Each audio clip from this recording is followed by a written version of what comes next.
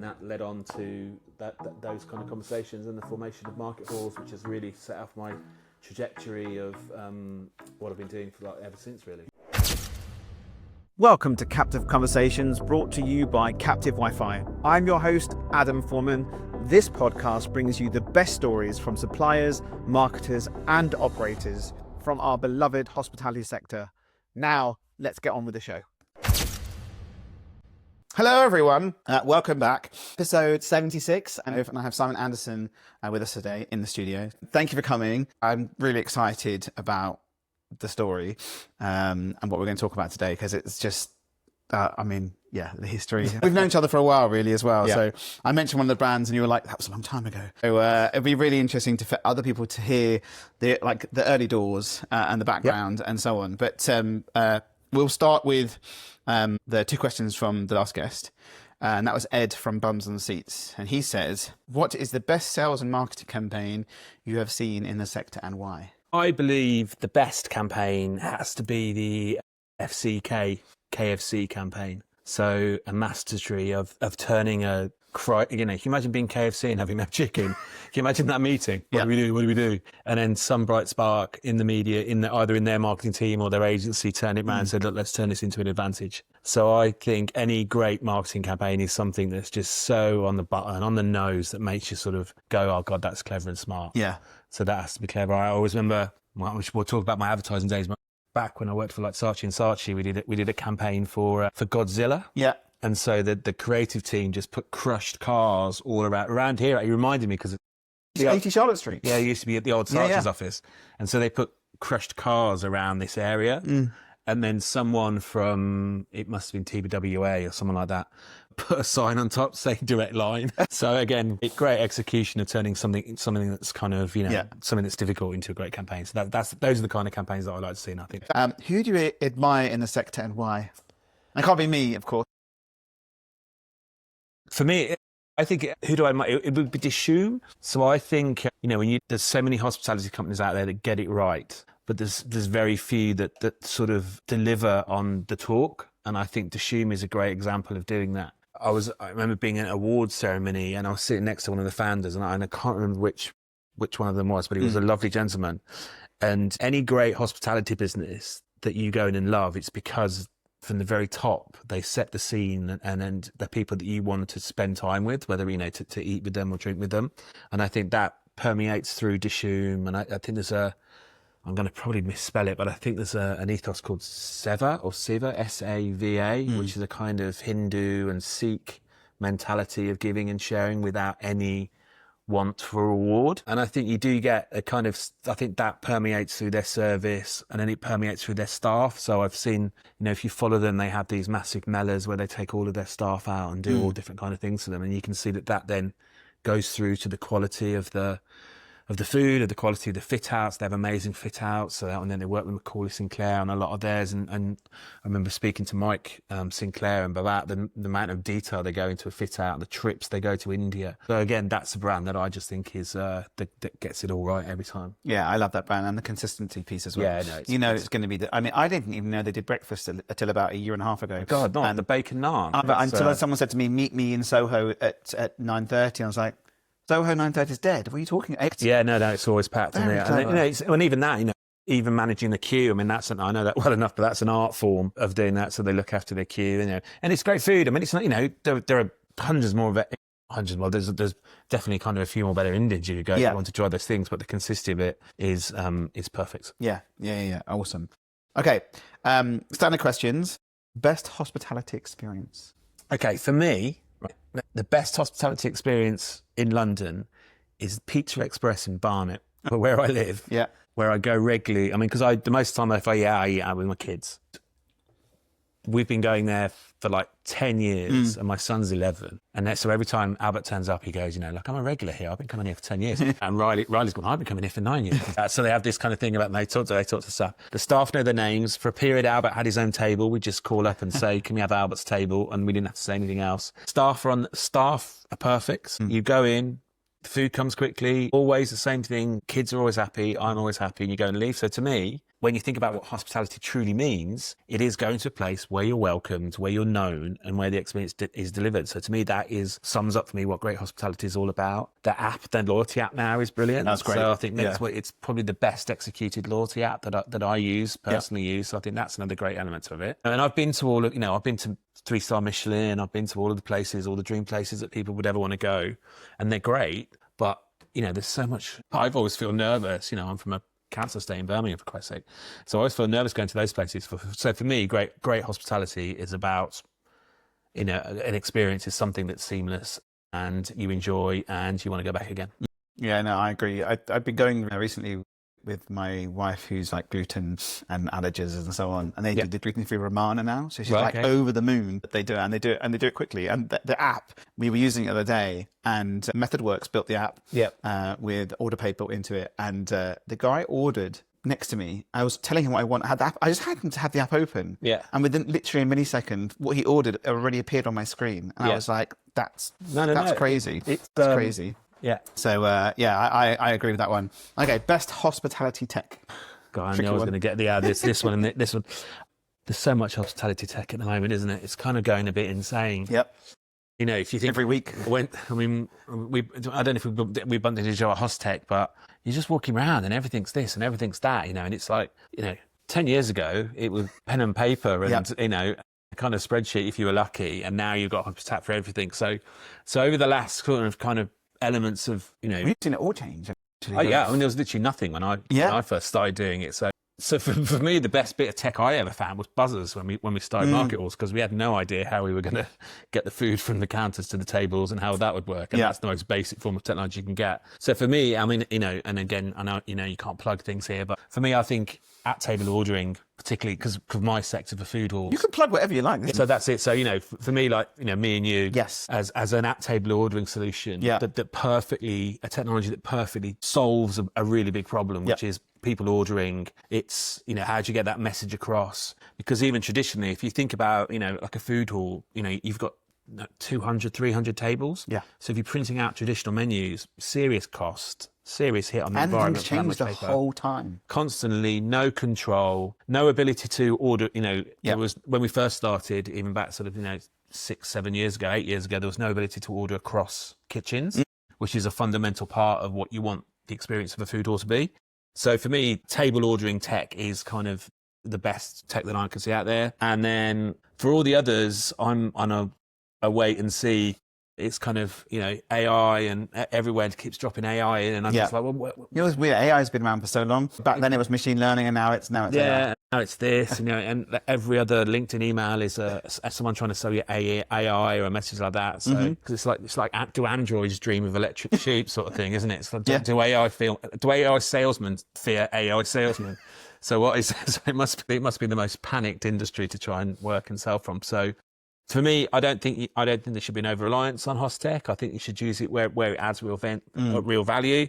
So for me, it's like when you're ordering, I can see it has real value on the back end where it can pull together accounting, ordering, stock levels, all of those kind of things. And so there's things like Nori, for example, seems really interesting in its ability to pull all that together, because before you'd be looking at 5 or 6 different solutions. So anyone that can pull things together, I think is really interesting and should be looked at. I think EPOS has come on quite a lot. Loads, wow. So, before we were, Bit tills, right?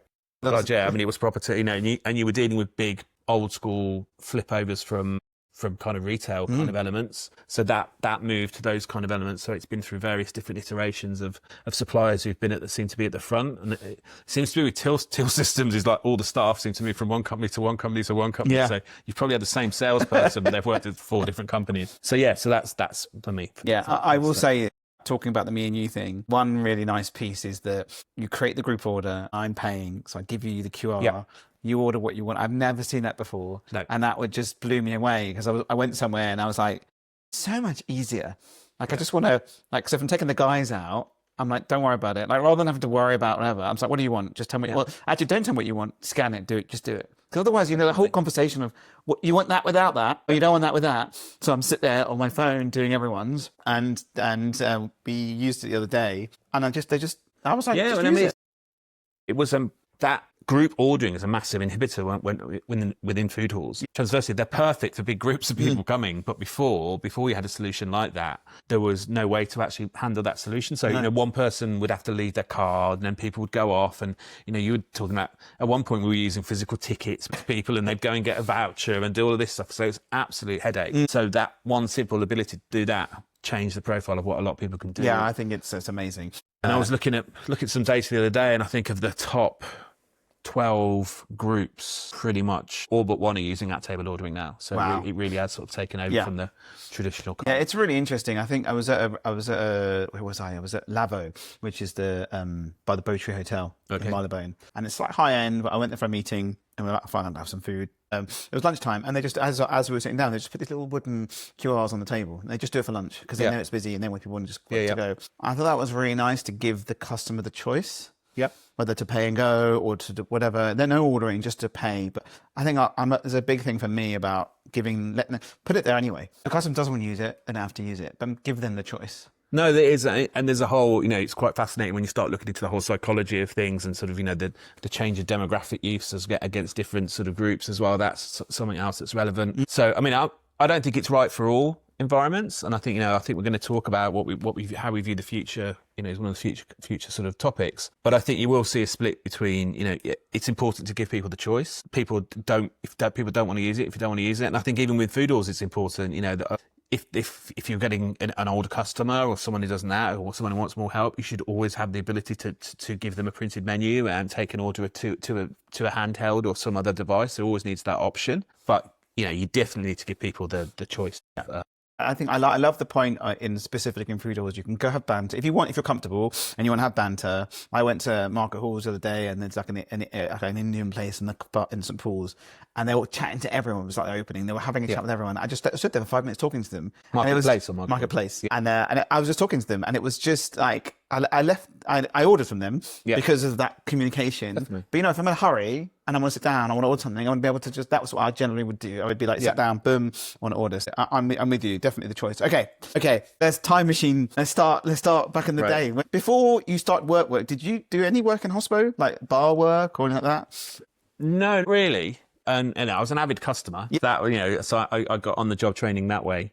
I started off I worked in retail originally to begin with, and then moved across to publishing. So I sold sort of, my early job. My earliest kind of job was selling yellow pages. Really? Which shows my age. Yeah.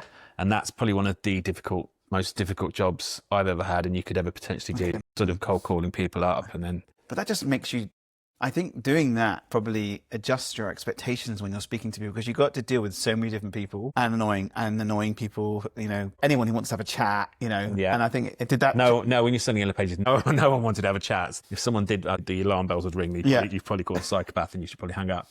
But that teaches you a lot. I mean, it teaches you kind of, systems and how to talk and all of those kind of elements. But I switched quite quickly from the kind of the publishing sales side to the ad buying side. And so that started a career on that side of it. So started off just buying ads and working on the agency side, and then it was about the time when the web just started to kick off properly. So I was arguably one of the first online media planner buyers in the UK. Wow. So really early doors. Ended up working for Saatchi's, where I was down the road. Online media planning and buying, which was sort of crazy, controlling kind of like Hewlett-Packard's global advertising, which their client base was quite big, So I bought the National Lottery logo. So if you ever used the National Lottery logo, it's got the hyphen in it. Yeah. You go to Fast Toast and buy that. I bought that URL. So it was like, okay, cool, that's strange. So all that kind of that level of stuff. And then from there, I set up my own agency with. I ended up working for another company called NetTech, which was like one of the first web solution companies to float on the stock exchange. Oh. Within that, I ran a same area, like in around London, or in Hanover Square. Okay, just down in Hanover Square. Yeah. And then so part of that, I'd created a digital marketing agency called Unique Digital Marketing, and that was a pure online media planning and buying agency. So we had early doors there, right? Yeah, really early doors. Yeah, so we were doing all of the online ads for Sky, Barclaycard. Wow. All these kind of people. It was pre-Google as well. So when Google came in, we became one of the leading sort of Google. Yeah. Well, where were ads? Where were you doing ads back then? Like where like on actual websites?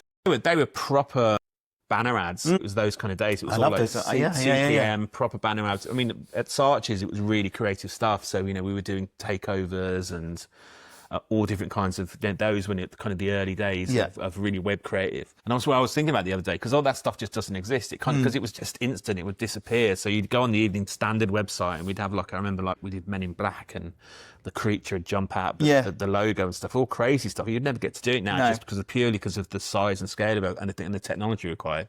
But we used to do all this kind of crazy stuff. And then, I ended up doing, we ended up doing the sort of, the market crashed. Me and my business partner, we did a kind of reverse buyout of Unique Digital because it was one area of the business that was doing, incredibly well. Yeah. So we took that business out and then we ran it ourselves for, a fair few years, maybe 10 years or something.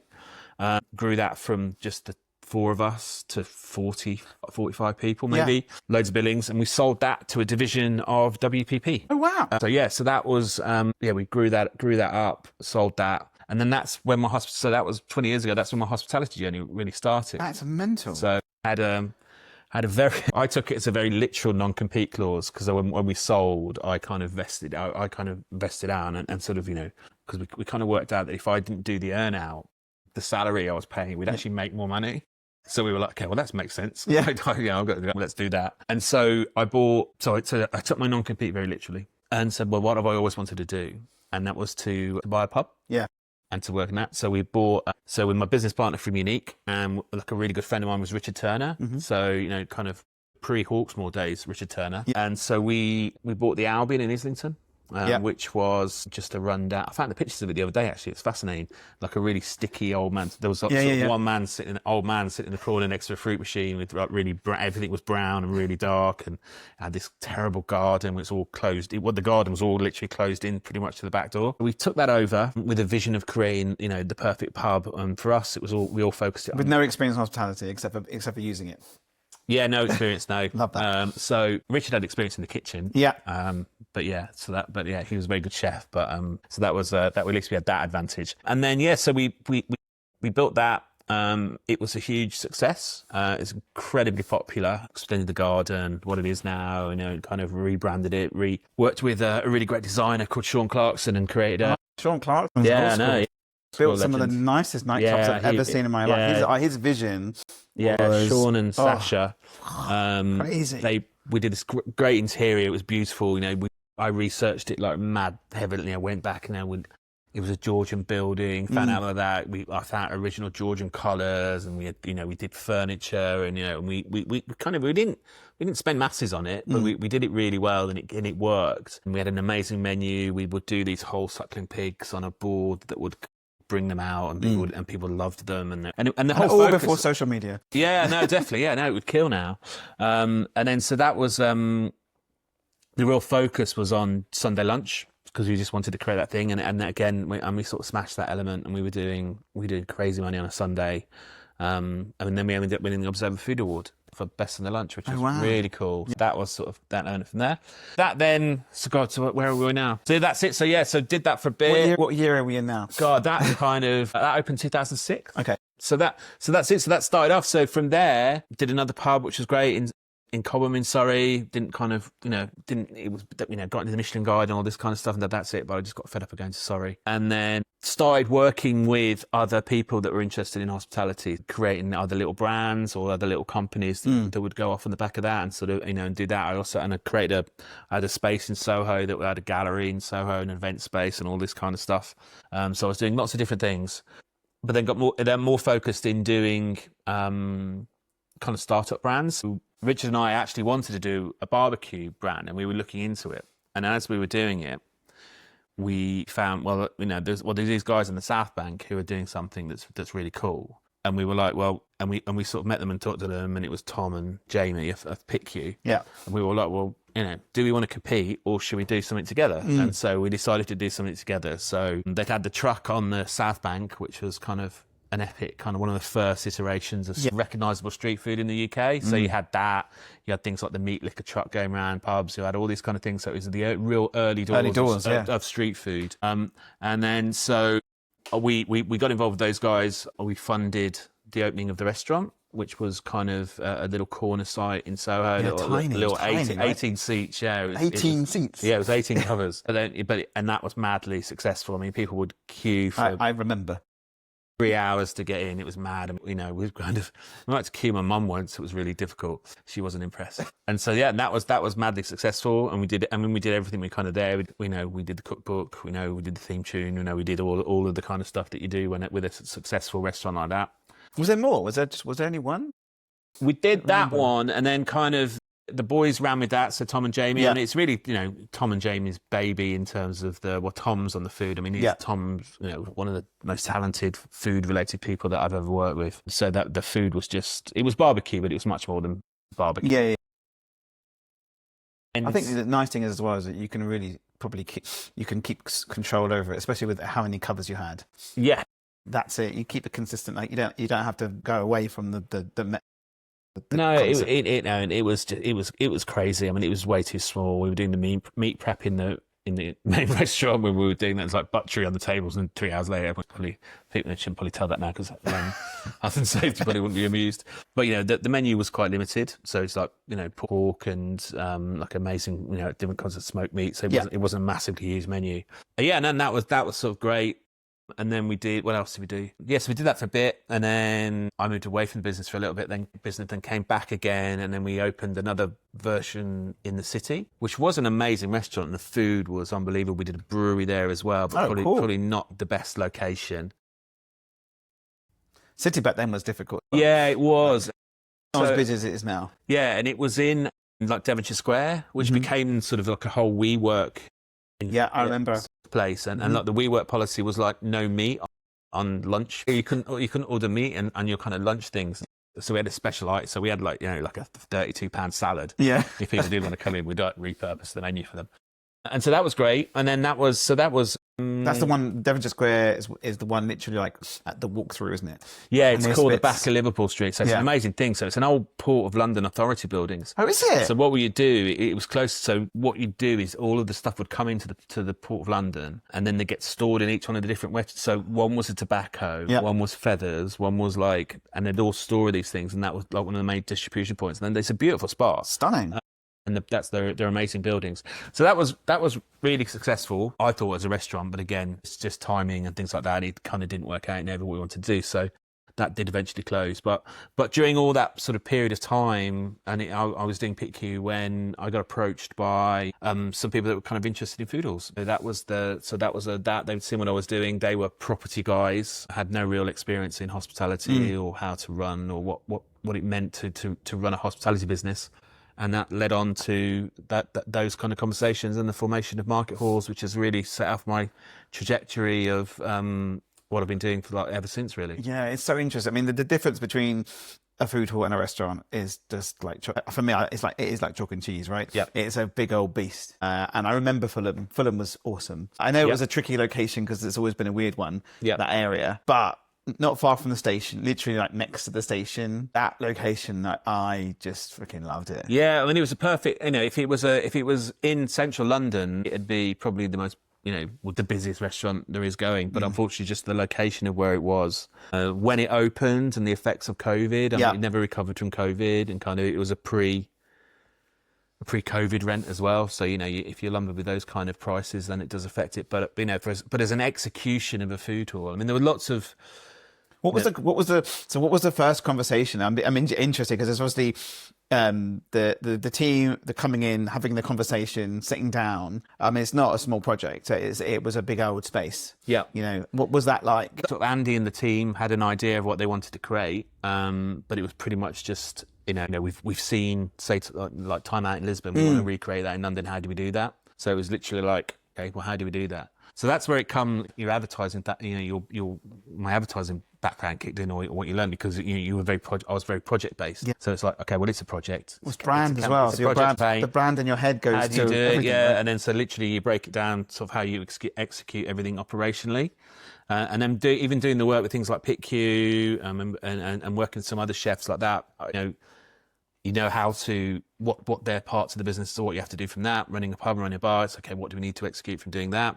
It's about finding, okay, I was head of operations, so then you go and find great people who can deliver everything underneath you.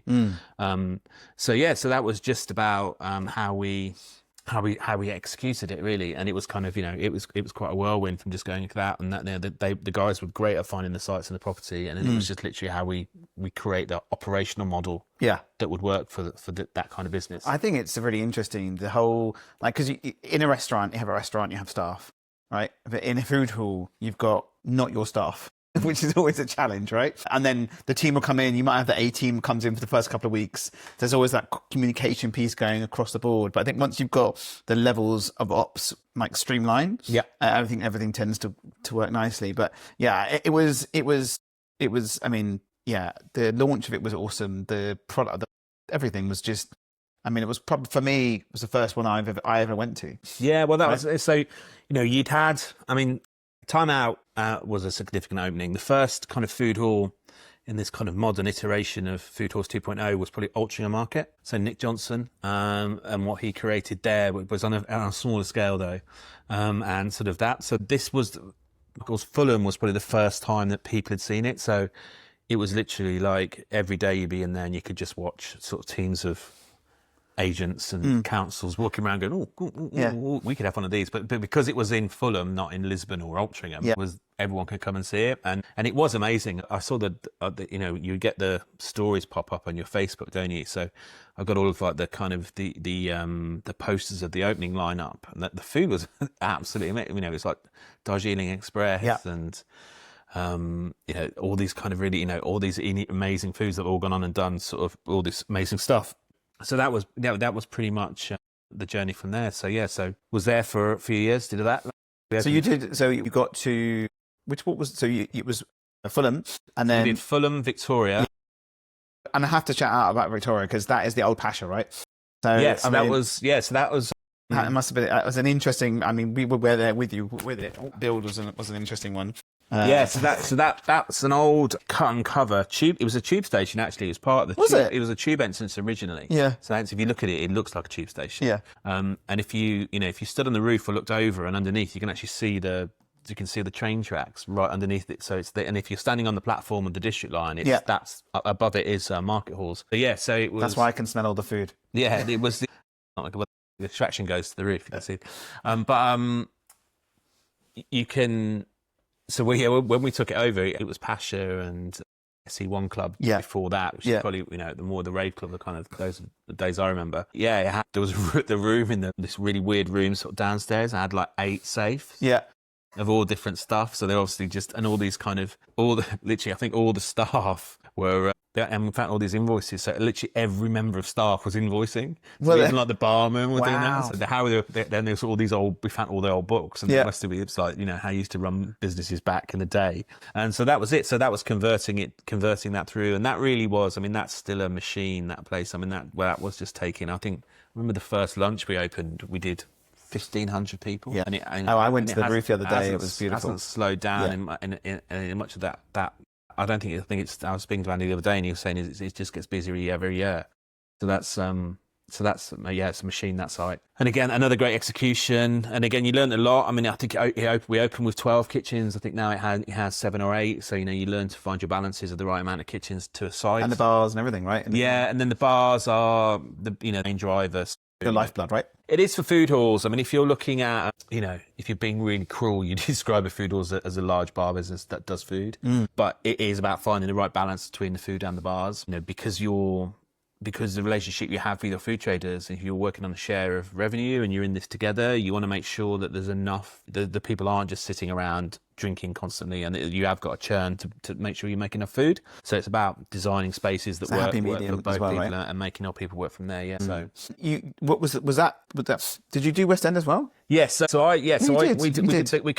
opened three huge sites in about a year, which was crazy. So it was like almost 100,000 square feet of openings. Yeah, that's crazy. So that was quite full on. And Oxford Street was just mental. Just looking at it when it was started, when it was just a shell. Yeah, to what it is now. And we went through different iterations. I mean, that potentially it was going to be the whole building. That was it. We were going to have the ground floor and then the first. And then I remember walking down through the basement with the escalators on its side. It was just sort of like, I don't know how those escalators, but it was like going into like a world war.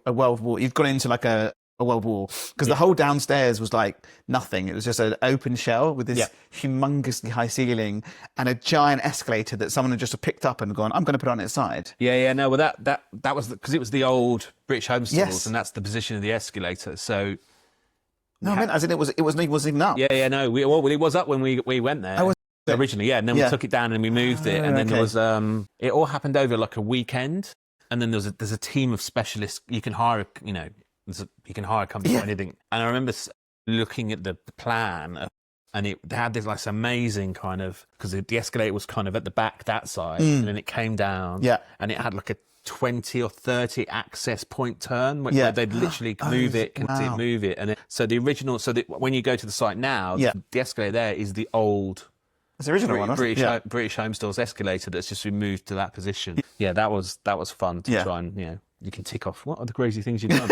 Move an escalator. Yeah, absolutely. But then also you had the upstairs, right? Yes, we had the upstairs as well, which unfortunately another business that just got crippled by COVID. Yeah, so that just we never got to even do a summer up there. Yeah, it's a shame, because it had the roof terrace as well. But apparently the roof terrace wasn't originally a roof terrace. I didn't even know this. No, it wasn't a roof terrace. You took the roof off. We took elements of the roof off to create a roof terrace, and then we kept the windows, which I'm just sorry. I mean, it's just like crazy. I saw when it was built. It was amazing. I had no idea that literally all you did was keep the structure and you made a roof terrace out of nothing. Yeah, no, definitely. Yeah, that's it. Just if you wanted an outdoor area in where would you have one? You couldn't have made one. You wouldn't be able to create it. But it was just, we had a lot of space anyway. But there was just the structure of the roof allowed for a section to be removed. Yeah. And it created that. And I've not actually been back, because that isn't, during COVID that space. Well, that's now swingers, isn't it? Swingers. So I do mean, because I think the tiles are still there, which we had this amazing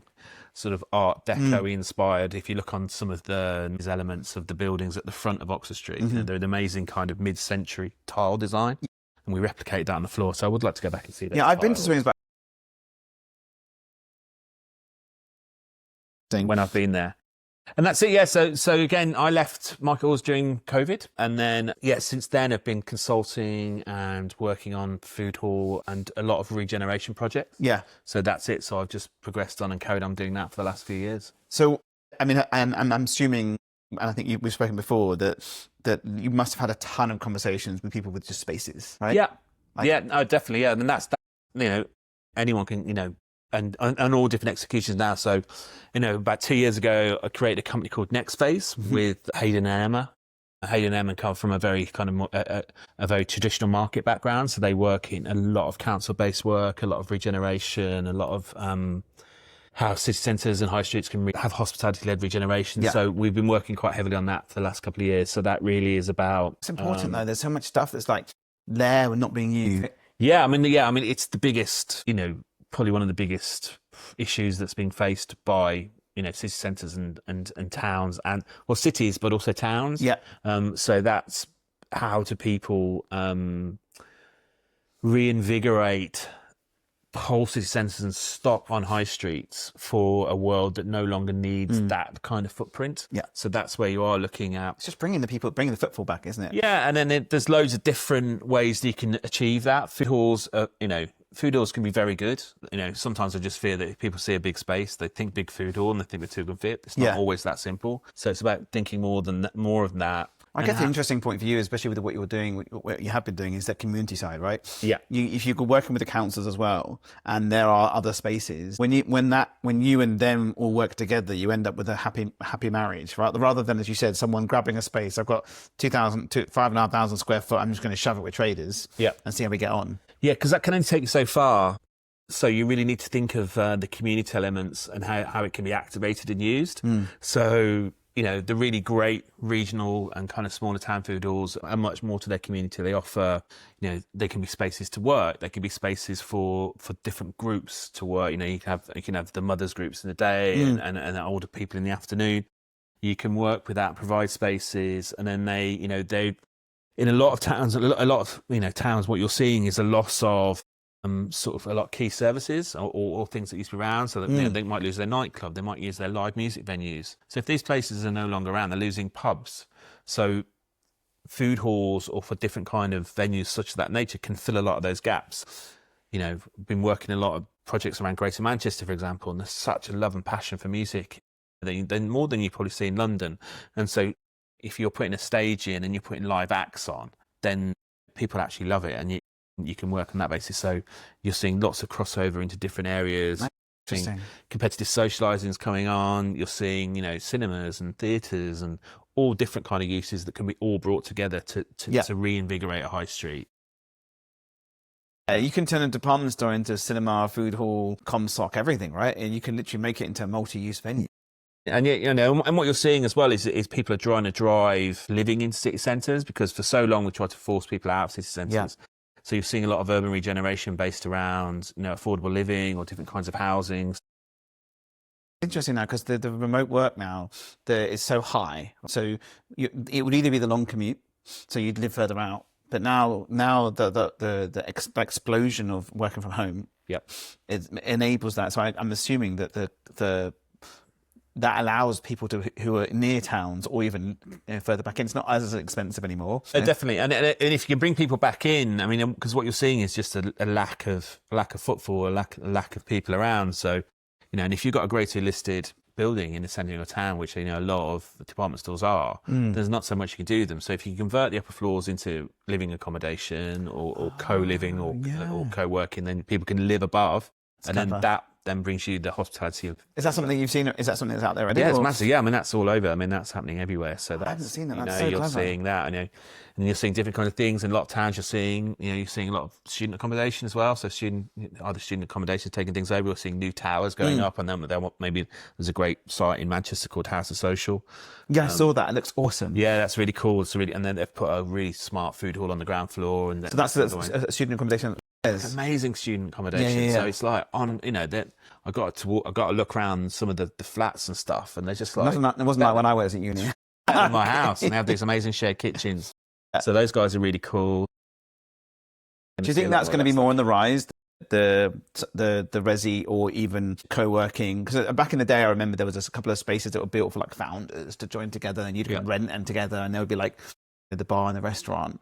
But moving forward, I think that the sort of like shared co-working or co-living, as well as the food hall stuff, I think it's one of those Nirvana-ish kind of, you know, you can create those things. I think you'll see them in the right environments. So I think House of Social has plans for future sites. I mean, they're taking an amazing site in Glasgow. Have they? And which I think will do really well. You're seeing some sort of co-living elements where they're looking into those kind of elements, but it's very sort of site-specific and location-specific. You know, you get a lot of kind of, you know, co-living and all those kind of elements have worked really well around Wembley.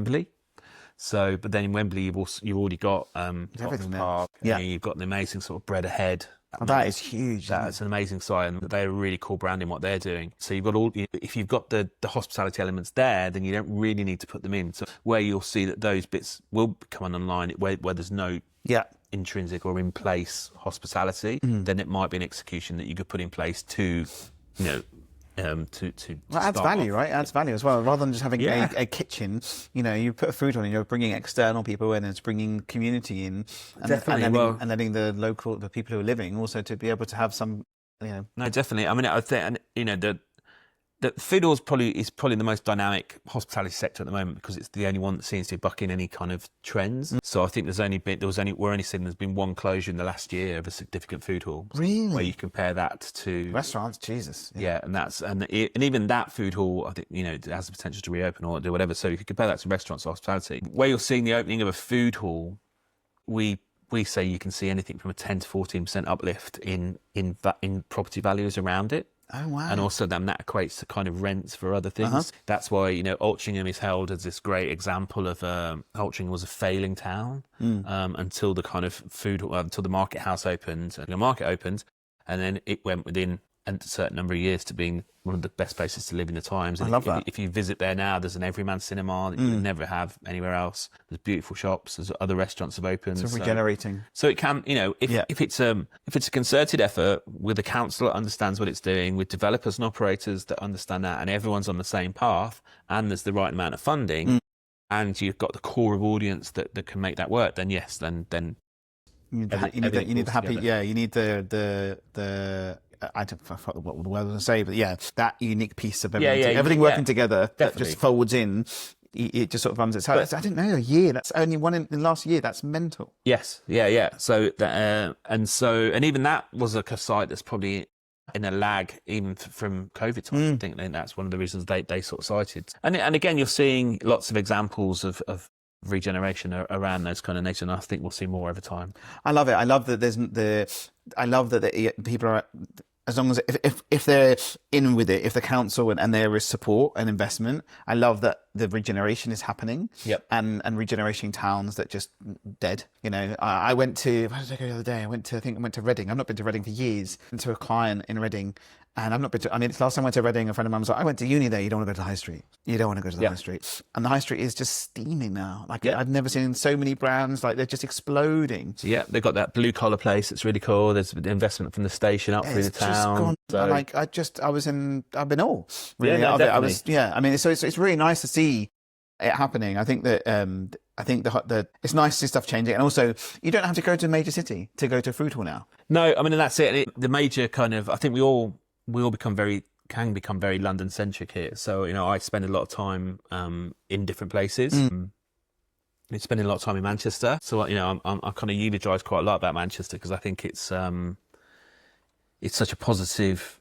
Look at the centre of Manchester's changed. I mean, the restaurants in Manchester, the high street never was like that before. No, I mean, it's completely different now. Like, you walk through Manchester and it's like just the centre of it alone. It's for me. I've not been there for about 6 months. Last time I went, you know, I hadn't been for like years, and I was in awe. Yeah, and it's exciting because there's so much investment, there's so much change, there's a brilliant vibe in the city, and that's permeating. I was reading recently about sort of growth in GDP for city, and Manchester's outstripping London. Really? So in terms of, you know, per head of person, and it's kind of, so there's so much more just correct styles of thinking as far as I can see. You know, it's got a very active mayor. Yeah. So I think Van der Bellen potentially is very vocal. Best. The best prime minister we never had.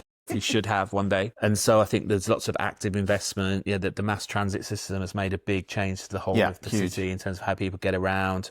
And I think if you want to go and see where you've really got active investment working, making change, then you need to go to some of these other cities to see what's happening in them, to really understand that it's not probably as desperate as we're led to believe in the press and the stories. What about back in where you're from, in Birmingham? Birmingham, but Birmingham again has gone through. You know, it's not as fast or as vigorous as sort of Manchester has gone through, but you're seeing lots of change there. Well, I mean, I went to uni there. I mean, the high street down to the Bullring was never like that.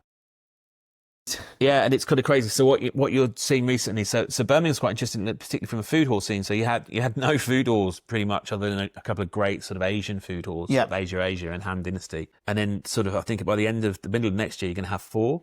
Wow! So you've got a brilliant one's open called St Paul's Market, which is open in the Jewellery Quarter, which was one area that really sort of took off after I left. You'd only, you know, when I lived in Birmingham, you'd only go there because there's like Wobble and some chuff and some crazy kind of club you could go to. But now that's really taken off because it's got the beautiful old architecture. And so St Paul's Market opened in an old warehouse building, which is, I have not been to it yet, but it looks stunning, like a big space. I think really cool thing called the Indian Brewery there as well, which is another great site. So they're these literally old factories. Yeah. And they're all got brilliant stuff going on in them. And then the other side of the city, you got down through to Digbeth. Yep. So Digbeth, again, the old Bird's Custard Factory. And so you're getting a massive redevelopment down there. So there's a whole new creative quarter, and they're building a film and TV, so all backed by who's the guy from Peaky Blinders, Steve, whatever his name is.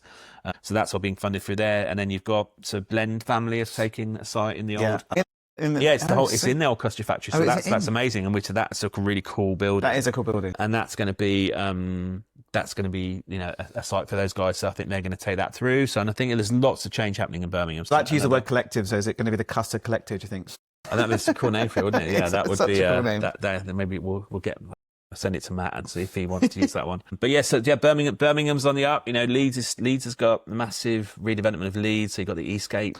Interesting how you're seeing it, because we don't. I'm London centric, right? I don't see it. Yeah. So interesting. You've got Eastgate developments, like a £1.9 billion redevelopment of there, and then you've got the south of the city as well. That's seeing huge growth. Glasgow's seeing a lot of development. Edinburgh's a really strong city. So you're seeing things all over. Yeah. Oh, cool. Let's go on to. I mean, one of the questions actually, which is I think we talked about a little bit, was I think it's an interesting one to talk about is how do you balance big creative vision with the operational and financial pressures that come with building large concepts? That's quite a tough one as well. Yeah. Well, for me, it's probably have a great financial director and then let them worry about it. It's probably a solution I give to anyone else. It's if you let the scale of it overwhelm you, then you're never gonna do it. So what you kind of need to do is break it down to the core principles of what you're doing. And all you're actually achieving is the numbers are all much higher, but it's still the basic same set of numbers that any business or any hospitality business runs on. So if your sales are there, if your overheads are there, if your GPs are on point, you're going to make a profit. Yeah. So, the core basics of hospitality are incredibly simple. It's just if you're doing it in a 20,000, 30,000 square foot venue, it's just everything is more so many different factors, the same different points. Yeah. So that's what you have to take into consideration. From the kind of creative side of that, you want to just be as creative as possible. You want to see that things are hitting, but you always need to relate it back to your bottom line and make sure you're making the money. So I think that's it's not you can run away with it. Like there's always amazing ideas, but you can just run away with it, right? The marketing PR thing can go, I think it's interesting now, actually. Nowadays, I think there was a lot more things going on pre-COVID. I think there's less resource now on the creative and marketing side. It's difficult. We speak to loads of marketing teams in big groups, and I spoke to them the other day, just like, they're like 25 locations, one marketing person and a digital person. But I think the benefit is there's lots of outsourcing now. There's lots of really awesome opportunities for bringing those consultants on. I mean, you're similar to what you're doing as well. Someone can bring you into something and go, I need this to scope out. Same with marketing as well. I think it's really interesting over the last 5 years how consultants has all changed. You'd never really have. Well, there wouldn't be a food. I think you would never heard of the food hall consultant, or even a marketing like having fractional this and fractional that. So it's really interesting to see what's happened over the last couple of years, and those people who were in a job who like actually, you know what, I can help loads more people. And it's nice to see what you're doing as well, because when someone does find something, rather than them just going off and throwing money away necessarily, the investment or the piece of having a conversation with you is actually giving them more structure. Yeah, definitely. And that's what, it is about sharing that information, and it's about, shared learning. So it's about failures and successes. So you can bring that knowledge to situations, and it's about making sure that people are following the correct steps, understanding the systems, and, bringing in tech and other elements that can make things work for them. I mean, with marketing, I do worry at the moment there's an over-reliance on social media in terms of just that's the kind of story, and are you just speaking to the converted and, just message going around in a drum and never really getting anything new. So the more you can do to make your marketing human and real. I like the food halls that are having conversations with the traders. Like that's something that just really makes me smile, especially independent ones. Like I'll come up on my feed and I'll end up sitting and going into and literally scrolling through. Listen, we do this, right? I love the story. I love the story behind it. And there's a whole belief of where things came from. And that just hits me the whole time. If you can tell me a story of something, I'm yours. Well, that's the most, if you, for me, the most successful marketing that I kind of see are places like Fallow or the Tamil Prince, where I think Fallow are making more money on YouTube than they are in the restaurant. Yeah, so when you see those kind of stories and you buy into that kind of thing, and the one thing you have within a food hall is you could potentially have 10, 20 great stories. So I think Curb are really good at this. So Curbs, they've started off with, they have their incubator program. So they really bring people through, and they take them through the story and the journey, and they have great brands and great things. That Blend family are really good at it. So they have people that are quite loyal to them across, so whether their sites in Sheffield and Manchester and now in London, and then they've got some great brands. I think they've got one of the first ever Palestinian restaurants I've ever seen. So that, and all that sort of story and all the kind of elements and things that go on with there. So I think there's so much elements of community and talk that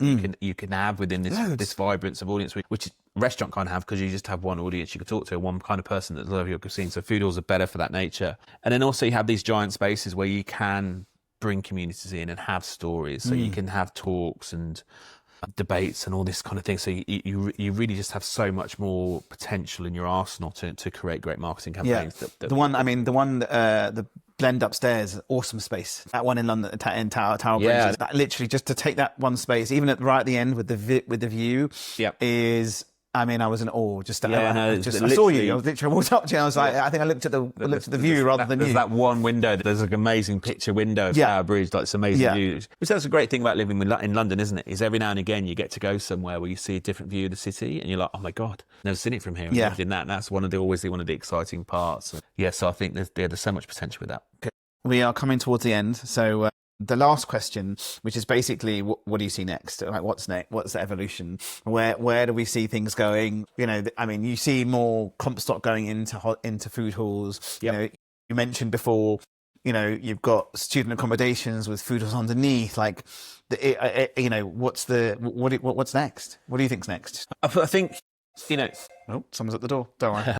You're going to see the thing about if we just focus on the food hall industry for 1 second, it's still quite a young industry in terms of its life cycle, and it's quite hard to pin down when its life cycle it actually is. So it's only you know, sort of 8-10 years old. So you've seen a massive sort of growth in London. You've seen a core of it going through sort of the larger towns, but it's still amazing that a lot of towns don't have kind of significant towns. Glasgow doesn't, Bristol doesn't. Surely the council should be looking at what's going on and going, you know what, we need more people in our town centres. We need more. Surely there's like, I don't know, it blows my mind. In a town where what you'll tend to find in somewhere like Bristol or Glasgow or even Birmingham before the others open, you'd have a strong central market. You know, whether it is like Newcastle, you've got Granger, you've got Kirkstall, you've got St Nicholas in Bristol. So you'd have a strong sort of foodie element of that, and then you'd have a really strong street food market scene. So Digbeth Dining Club. You know, you've got other people. You know, you got really famous sort of Harbourside Market in Bristol. So you'd have a look at it. So that would kind of fill the gap. And then so anything else. So if the council is taking care and owning that kind of bit, then they're doing their job because they're delivering that. But they've got empty locations. Yes, and they're working with the street food traders already, and they know it's working. Isn't the light bulb moment coming up to say, actually, we're doing a great job with these traders. We could do more. Yeah, but it's again who owns the buildings. It's like you're finding a lot of councils are going through processes of buying a lot of their buildings back. So you're seeing that in a lot of city centres. You know, places like Middlesbrough, or you know, places where a lot of deprivation has happened. They're buying the space back, and then they will go then. But it's still a business process. You've still got to find someone that's going to invest in that, because they're not cheap things to do. No. So you will find the growth through. So the major towns will continue to grow, and you're seeing like Blend are growing quite quickly. So that they're doing Birmingham. They've come and done London. You've got a company out the northeast called Stack, who are very good at taking. They started off in kind of Box Park-esque container villages, and they're taking other sites. So they're going through some different. So they're doing like Leeds and Wigan and other kind of places like that. And then so you're going to see literally the proliferation through the bigger cities, and then out through the towns. And there's just tons of scope for that. So that's going to carry on going through. At some point, you'll see some consolidation in the food hall market. So Market Hall's bought Shelter Hall from Sessions. Yes. So that was probably the first big buying someone else. Yeah. And I think that's great for both companies. So allows Sessions to go off. That's another company I've done some work with. Yes. So Sessions to go off and focus on their areas and what they're smashing it in what they're doing. That's crazy. It's crazy what they do. Yeah, and again, that even that could potentially be one area you're going to see in the future. So that kind of really smart, tech-driven, brand-driven allows you to roll that out across different areas. So and then literally they could do. I mean, there was one, and it was a clever idea of where it was, but not great area. I think that road. I was talking to someone about Islington the other day. Apparently, what's it called? What's the road in Islington? Where it was Upper Street has more restaurants in that individual road than any other country, any other town in the country. No, and there's more restaurants on Upper Street than per square feet than anywhere else in Europe. It just doesn't make sense. That's crazy. Yeah. So they're doing great things and bringing brands over like Ivan Ramen, which is going to be amazing. So food is going to grow. You're going to see a tech and brand driven stuff going through. I think you're going to see from your side of the fence. I think you're going to see a more of a reliance on tech within hospitality. But I think it will go in streams, and I think people will start utilising it more. I think you'll also start seeing pushback on tech. So I think somewhere down the line, you're going to see like no tech restaurants. Yeah. So you start to see like nightclubs where there's no phones. I love that.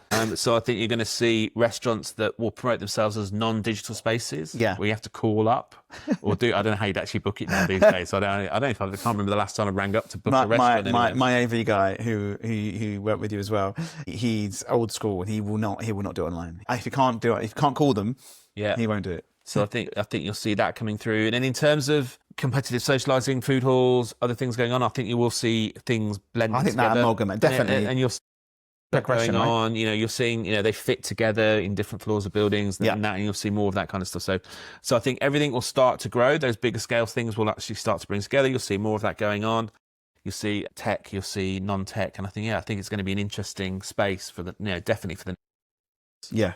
Yeah, amazing. Okay, well, I'm going to give you a round of applause. But thank you so much. We're going to go to the standard questions, which is did I do it already? I already did that one. So best restaurant. My favourite restaurant is Jinkinchi in Hampstead. So it's a Japanese restaurant. Really, it was small, but it's recently expanded. Best sushi in town. Really? It's got a proper yakitori grill, so you can sit around the counter and watch the guy sort of doing that thing with his fingers and burning all the... I don't think he literally has no hairs on his fingers. But yeah, some of the best sushi, some of the best yakitori. Check it out. It's like proper... It's like a bit of a hidden gem. So I probably shouldn't tell people about it. But that's my best restaurant. Best burger. Best burger in the UK for me is Burger and Beyond. So that's my favourite. Best burger I've ever eaten is the Roquefort burger that they used to do at the Spotted Pig. So April Bloomfield's restaurant in New York. Yeah. That's probably the best, with a big plate of like really thin shoestring fries. Yeah. That was an amazing burger.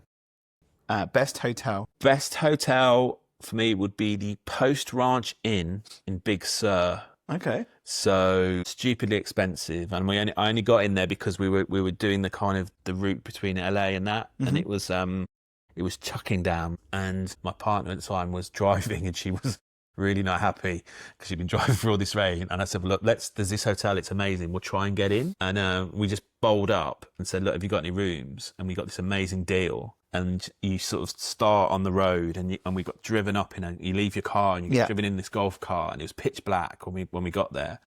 And we went into the room, and this room was amazing. And then we woke up in the morning, and this electric blind came up. Yeah. And you're literally on top of a cliff. Wow. With this amazing view. The view there is unbelievable, and you're in this forest, and there's rooms up in the trees, and there's this amazing restaurant overlooking the food. And that was just a brilliant experience, like such an amazing hotel that's once in a lifetime kind of place to visit. That's awesome. So I'm going to look at that Big Sur. That whole area is unbelievable. Yeah, that drive is such a brilliant drive. Yeah. I mean, it's a great holiday to do that sort of trip. 2 questions for the next guest. Be operator, could be tech, could be marketing. Yes. One, I think, I don't know, because he's done 75 of these, so people must have asked the same question over and over. Same question's good because they don't generally go straight after each other. So I think so bearing in mind what I was thinking about, so what do you absolutely love about your dining out experience, and what do you absolutely hate? So the two, so I love that. The other thing, so what do you love and hate? So what kind of makes you spit feathers, and what do you actually really love and what you do? And then got to do a food hall one, I guess. So what would be your favourite food hall? What's your favourite food hall? But what cuisine would you order, or what cuisine that's not currently in food halls would you like to see in food halls? What would you like to see in food halls? That's an interesting question for you. Off the left field. That's sort of not in them already. I don't know. I've just been looking into it recently. There's 34 different cuisines in the top 50 food halls. Yeah. I think it's quite amazing, because you'd be hard stretched to think of 34 cuisines. I think there's something that's underrepresented, but I don't think it'd actually work with really traditional British food. There's very few people that do that, but I think it would be a difficult sell. I agree, especially with all the other options. Yeah, but I think that's it. So I mean, everyone just wants to go for the classics. So the big sellers are always burgers, fried chicken, Greek wraps, and all that kind of stuff. That's the Greek wraps just go they go so well. It's just mental. Yeah, they're the sleeping giant of really are. So it's because it was just so easy, isn't it? And they're kind of affordable, and it's a no-brainer. Yeah, not that many do sushi. Some do sushi. I know you got Saatchi that are doing theirs, but there's not a huge amount, I don't think. There isn't in food halls. No, there isn't a massive amount of sushi. I don't, because it's kind of sort of specialist, and sort of whether or not people really go for it. Yeah, but it tends to be stuff that can be fast, quick, shareable. Sticks and sushi do the sticks, right? That would probably be like the yakitori sticks would be awesome. Yeah, have like 40 different sticks. I think that would be. I think for me that would be like I'd be like getting like 15 of them. Like, especially if not sticks and sushi, if it was a food hall stuff, little sticks. Anyway, but thank you. Listen, I'm going to give you another round of applause. Give everyone a little wave goodbye. Thank you so much. Thank you for coming. Thank you.